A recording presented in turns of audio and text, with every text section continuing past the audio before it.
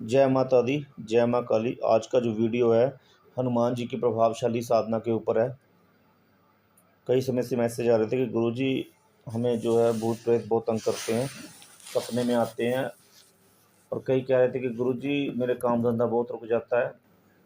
पहले तो मैं आपको बता दूं कि आपको तंत्र की दिक्कत है या भूत प्रेतों की दिक्कत है, या आपको कैसे पता चलेगा। देखिए, सपने में अगर आपको बहुत पुराने सपने आ रहे हैं, अपनी क्लासमेट के सपने आ रहे हैं, क्लास में घूम रहे हो, स्कूल में घूम रहे हो, स्कूल में अपने जो आपके साथ आपके साथी थे उनके साथ बातें कर रहे हो, क्रीड़ा कर रहे हो, खेल कूद रहे हो, ठीक है ना। और फिर रो रहे हो, कोई ऐसा इंसान जो मर गया है आपका और वो सपने में आ रहा है, उसके लिए आप रो रहे हो, इमोशन आ रही है आपके अंदर बहुत ज़्यादा, सोते सोते रो रहे हो उसके लिए।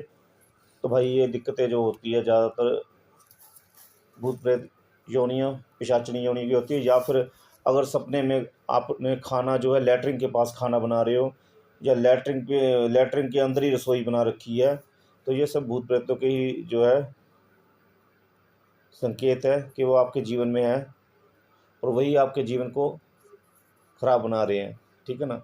अब इनसे बचा कैसे जाए? बचने का सबसे अच्छा तरीका है कि साधना करो, और कोशिश करो कि बिना व्रत के साधना मत करो, व्रत रख के साधना करो। आजकल के लड़कों में तो एक बहुत बड़ी बात हो गई है कि व्रत रख के साधना नहीं होती उनसे। उन्हें एक शक्तिशाली साधक भी बनना है और व्रत भी नहीं रखना है, ऐसा नहीं हो सकता। अब कई कहते हैं कि गुरुजी काम धंधे में फंस गए। देखो, काम धंधा तो जरूरी है, मैंने तो पहले ही आपको पहले से ही कहा है कि भाई साधना करने के लिए वही उतरे जो काम धंधा कर सकता है पहले। अगर कोई बोल रहा है कि काम धंधा छोड़कर साधना करनी है तो साधना सिद्ध हो जाएगी, तो बिल्कुल भी सिद्ध नहीं होगी। फिर तो ये हो गया ना कि आप तो सोच रहे हो कि मैं जीवन ही अपना त्याग दूंगा, ठीक है ना, काम धंधा नहीं करना है, बस मैं सन्यासी बन के घूमूंगा। अरे सन्यासी वाला काम आप कर ही नहीं सकते। सन्यासी तो अपने जीवन में सब कुछ ही त्याग देते हैं। उन्हें तो खाने पीने किसी भी चीज़ से मोह नहीं है, इसलिए वो सन्यासी है। अगर हमें मोह है तो हमें काम धंधा भी करना है। और अगर अगर हम साधना में उतर रहे हैं तो क्यों उतर रहे हैं? शक्ति प्राप्त करने के लिए उतर रहे हैं ना, शक्तिशाली साधक बनने के लिए उतर रहे हैं ना, तो वो भी एक मोह है, ठीक है ना। और सन्यासी को इस चीज़ का मोह ही नहीं होता, उसको साधक बनना ही नहीं होता, वो तो समर्पित कर देता अपना सारा जीवन भगवान के लिए, ठीक है ना। तो अगर शक्तिशाली साधक बनना है तो काम धंधा भी जरूर करो। काम धंधा के साथ साथ साधना करोगे तो जल्दी साधना सिद्ध होगी और इस जीवन में दुख का अंत हो जाएगा, ठीक है ना। तो मैंने जैसे बताया कि भूत प्रेत की दिक्कतें बहुत आती हैं इंसान को। चरस्ते के पास से भी चला जाए तो चरस्ते पर भी जो है कुछ ना कुछ रखा होता है, जादू टोना उतारा करके वो भी शक्ति पीछे लग जाती है और आपके जीवन को पूरी तरह बिगाड़ के रख देती है। एक दो दिन में कोई प्रोसीजर नहीं होता कि जिससे आपको सोल्यूशन मिल जाए। कोई भी अगर आपको ऐसा कहता है तो वो जाने, पर हम नहीं कहते, ठीक है ना।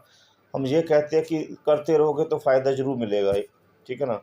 टाइम पीरियड होता है, कईयों को पहली बार में ही फ़ायदा मिल जाता है, कईयों की ऊर्जा कम होती है तो थोड़ा सा टाइम लग जाता है।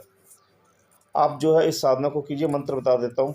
ओम हनुमंते नमः, ओम हनुमंते नमः। इस मंत्र की आपने 101 माला जप करनी है। मंगलवार वाले दिन व्रत रख के पहले संकल्प कर लीजिए कि मैं इस अमुक गोत्र का बच्चा जो है ये व्रत कर रहा हूँ और ये मंत्र जप कर रहा हूँ हनुमान जी का। मैं इसलिए कर रहा हूँ ताकि हनुमान जी मेरे जीवन में जो कष्ट है उसका सबका जो है नाश कर दे और मुझे सुख समृद्धि ऐश्वर्य प्रदान करे और अपना सुरक्षा कवच भी मुझे प्रदान करे। उसके बाद जल धरती पर छोड़ दीजिए। पहले हनुमान जी की व्रत कथा कीजिए, संकट मोचन हनुमानाष्टक, बजरंग बाण, ठीक है ना, हनुमान चालीसा ये कीजिए, व्रत कथा कीजिए।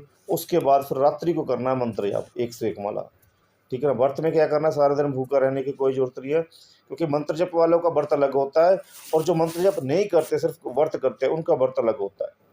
सुबह अपने पूजा अर्चना करके हनुमान जी को भोग लगा दीजिए, उसके बाद फ्रूट ले लीजिए 2 और दूध पी लीजिए, ठीक है। दोपहर को भी ऐसे कर लीजिए। रात्रि को खाना खाना है आपने जब अंधेरा हो जाए।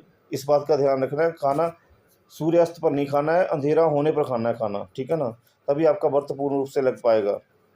रात्रि को अब 10 बजे बैठ जाइए मंत्र की साधना करने, धूप दीपक लगा लीजिए, लड्डू रख लीजिए सामने, ठीक है ना। एक बात का जरूर ध्यान रखिएगा, श्री राम जी की फ़ोटो जरूर सामने रखिएगा, उससे जो हनुमान जी जो है डराते नहीं हैं, ठीक है ना। और राम मंत्र की 1 माला जप कर लीजिए, सुरक्षा कवच बन जाएगा। उसके बाद हनुमान जी की 101 माला जप कीजिए और हनुमान जी से आज्ञा मांगिए कि प्रभु मुझे साधना करने दीजिए और मेरे पर कृपा दृष्टि बनाइए, ठीक है ना। 1 माला हनुमान मंत्र से पहले जब 101 माला हो जाए उसके बाद फिर से राम की एक माला, ठीक है ना। जल्द ही आपको दूसरे या तीसरे मंगलवार को रिज़ल्ट मिल जाएगा। कईयों को तो पहले मंगलवार में रिज़ल्ट मिल जाता है। अगर देरी होती है तो टेंशन मत लीजिए, कम से कम 6, 7, 11 व्रत होते हैं। वैसे 11 व्रत माने जाते हैं हनुमान जी के। 11 व्रत के बाद आपको कुछ करने की ज़रूरत नहीं है, उसके बाद उनकी ज़िम्मेदारी बन जाती है करने की, ठीक है ना। वीडियो रोज़ आएंगे, कोई दिक्कत है तो आप व्हाट्सएप से जुड़ के कर सकते हैं। और यंत्र ज़रूर सामने रखना, यंत्र भी आप ले सकते हैं व्हाट्सएप पर, ठीक है ना। और कुछ और भी जानकारी जो चाहिए वो भी आप व्हाट्सएप से ले सकते हैं। कॉल मत कीजिए, मैसेज कीजिए, ठीक है ना। और दूसरी बात एक और है कि साधना जो है अपने गुरु की देख रेख में कीजिएगा। कभी भी साधना बिना गुरु की देख रेख में बिल्कुल भी मत कीजिएगा, ठीक है ना। जय माता दी, जय माँ काली। माता रानी आपके ऊपर सदा कृपा दृष्टि बनाए रखे, ठीक है ना। और साधना करने के लिए पुराने शिष्य तैयार हो जाए, जल्दी नई साधनाएं आएंगी उनके लिए। जय माता दी।